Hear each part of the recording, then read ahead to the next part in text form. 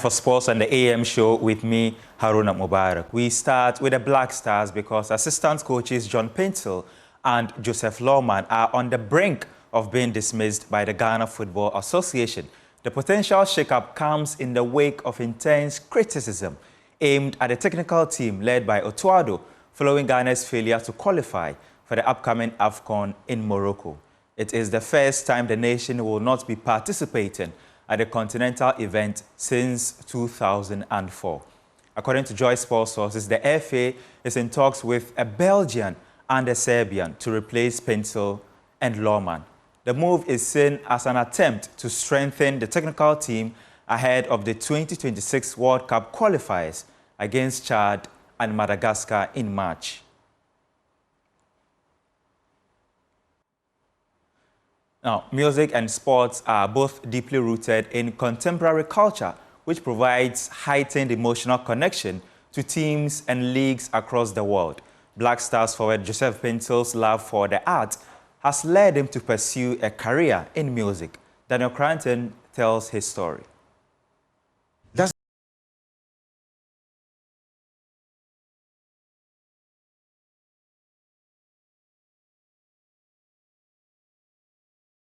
Song for the 2010 FIFA World Cup in South Africa, famous for the Jabulani, Vuvuzelas, and for Ghanaians, Luis Suarez and that Asamoah Gyan penalty.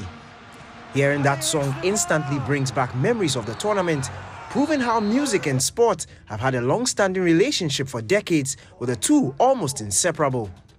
Athletes use music to calm down, motivate, or even improve performances, while spectators rely on music to enhance their enjoyment of the game.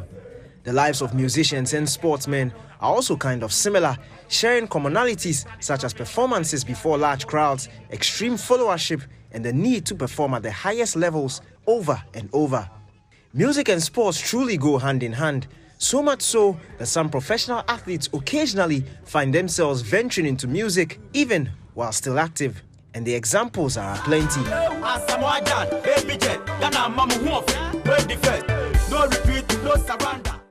Former Black Stars forward Asamoah Gyan is probably the standout name when it comes to Ghanaian athletes who have pursued a music career in their active playing years. But that phenomenon doesn't look like ending anytime soon. Gyan has retired, but the current crop of Black Stars players has its own music star. I go by the name KP. It's all about love.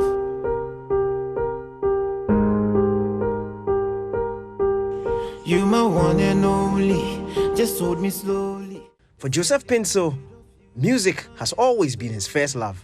Yeah, I really loved music when I was really young. I always lead worship when I was young in church. I lead sometimes worship and praises sometimes, So it's something that I really love to. I love listening to worship songs and all this kind of stuff. So it's something that I always wanted to do. But it's not something that I want to do after my career. It's something I love to do. With the pressure associated with professional football, how does Paintsil juggle that with his music career? I always do it in my off days. So sometimes I do it when we have some few days, like since I didn't come to the national team, that's where I started to record it. So it was 2 times I wasn't present in the national team due to injury. So I used that kind of space for me to fill out what was left. So it's something that I've been doing it really more because I really concentrate on football. But whenever we have some breaks, I sometimes love to do music. Paintsil's music journey has seen him drop close to 10 songs, and records featuring Kweku Flick, Bisakede, and dancehall king Shatawale are in the pipeline. But the LA Galaxy man is also eyeing a collaboration with Black Stars teammate Gideon Mensah, who is also meddling with music. Gideon Mensah, he's my good friend. We talk a lot. I told him if he has some song, I can also hop in and all these kind of things. If he has something, he can also send it to me. And we are in good terms, so if he's ready, we will do it. But now I think with the calendar, it's a little bit difficult. But whenever he has the time, whenever I have the time, we can always record. But we already talked about that.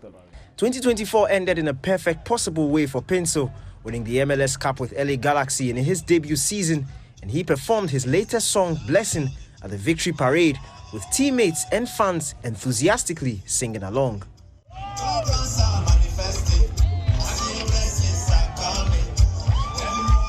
Legendary football manager Arsene Wenger described the sport as an art, and Paintsil is proving that two different art forms can coexist.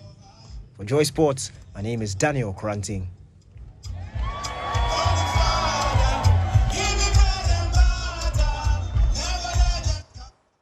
Now, Ghana's sprinter and 100 meters record holder Benjamin Azamati has made a cash donation of 10,000 Ghana cedis to the victims of the devastating fire that decimated properties at the Kantamanto market. There is more in this report. We are making sure that the adjoining building. On the 1st of January 2025 at midnight, this unfortunate incident happened at the Kantamanto market. The fire outbreak decimated several properties, leaving hundreds of traders crestfallen and in despair.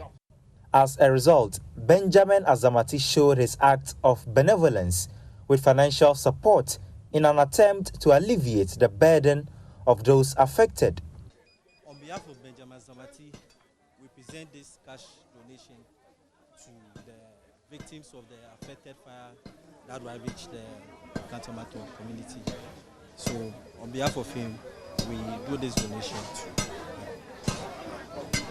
Azamati is domiciled outside the country because of his training and stuff like that, but he's always in the media looking out for, whatever is happening in Ghana.